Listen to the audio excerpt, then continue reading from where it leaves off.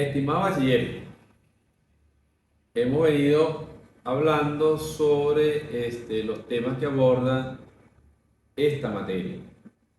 En ese sentido, hay algunos autores que yo considero deben ser consultados, entre otras razones porque nos dan aportes significativos para la materia y además son muy pedagógicos. Uno de ellos, como ustedes bien saben, tiene que ver con Julian, con Arnal y con Román. Cada uno de ellos nos aporta un conjunto de informaciones que son fundamentales y estratégicos para la materia. ¿Qué hemos venido diciendo nosotros hasta ahora? El debate nuestro es qué es ciencia política y qué no es ciencia política.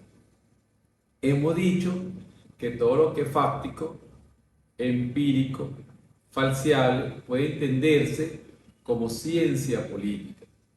Y lo que no, entonces, ha entrado en un mundo de contradicciones y discusiones que hoy por hoy es una de las materias fundamentales que abordan esta discusión.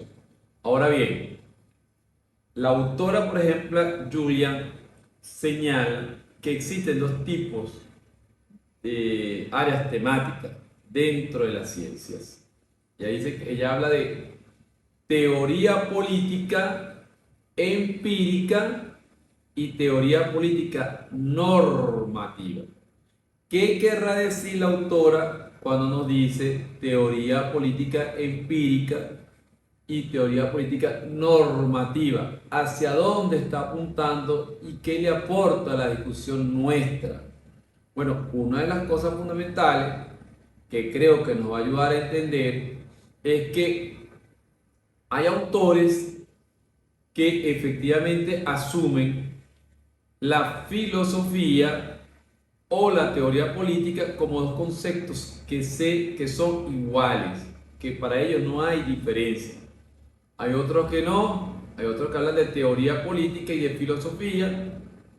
Y en este caso la autora habla de teoría política normativa, entendiendo, por ejemplo, que la teoría política normativa tiene que ver más tiene que ver con la filosofía y que la teoría política empírica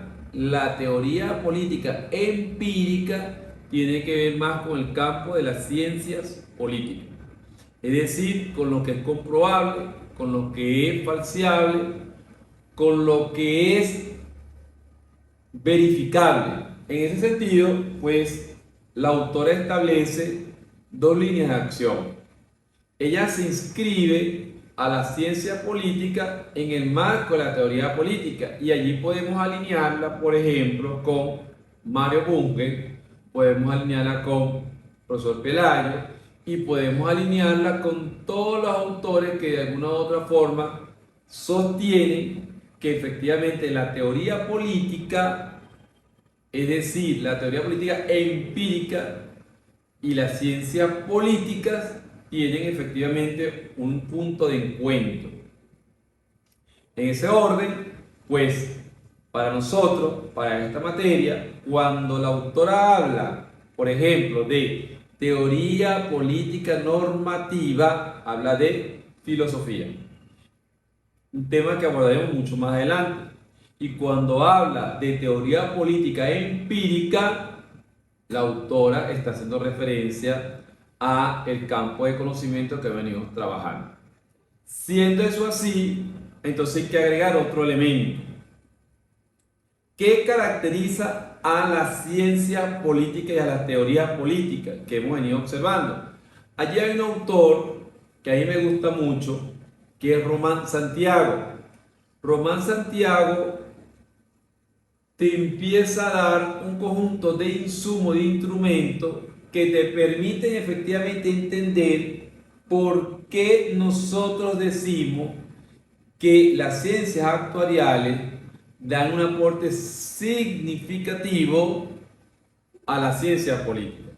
¿Por qué nosotros decimos que algo tiene que ser verificable, que algo tiene que ser comprobable? ¿Cómo se logra eso? Y eso se logra entonces con un andamiaje metodológico que Román Santiago nos aporta para las ciencias políticas. Ese aporte de la ciencia política que nos hace Santiago es fundamental para nosotros. Él, por ejemplo, habla, yo tengo por aquí su artículo, y él te da todo, pero todo un conjunto de acción. Yo pido que ustedes lo revisen. Te habla, por ejemplo, de todo lo que lleva una investigación científica: hipótesis, diseño, variables, muestra cuantitativa, factores del tiempo, etc. Todo eso es lo que el autor trabaja para decir que una investigación tiene la rigurosidad que se requiere para que el mundo científico lo acepte. En ese orden, ¿qué dice el autor? El autor dice que luego de haber dado un uso correcto a la metodología que establece las ciencias actuariales, podemos decir, y ahí el término que nosotros hemos tratado, podemos decir que podemos hacer una aproximación probabilística de los escenarios futuros que va a ocurrir ante la movilidad, es decir, ante un fenómeno que está en movimiento y en desarrollo. En ese sentido, para los efectos de nuestras clases, nosotros no vamos a usar la palabra predicción, porque como le dije, ella lleva implícito, por ejemplo, elementos más de de astrólogos, etcétera, son los que más lo usan. Nosotros vamos a usar la palabra aproximación probabilística de futuras acciones de acuerdo a un conjunto de elementos que nosotros hemos investigado previo a hacer esa aproximación. Para eso nos apoyamos nosotros en la ciencia política, para eso nos apoyamos nosotros en la teoría política, para eso nos apoyamos nosotros en la filosofía política, que es lo que nos permite de alguna manera entender el fenómeno que está en movimiento y en desarrollo.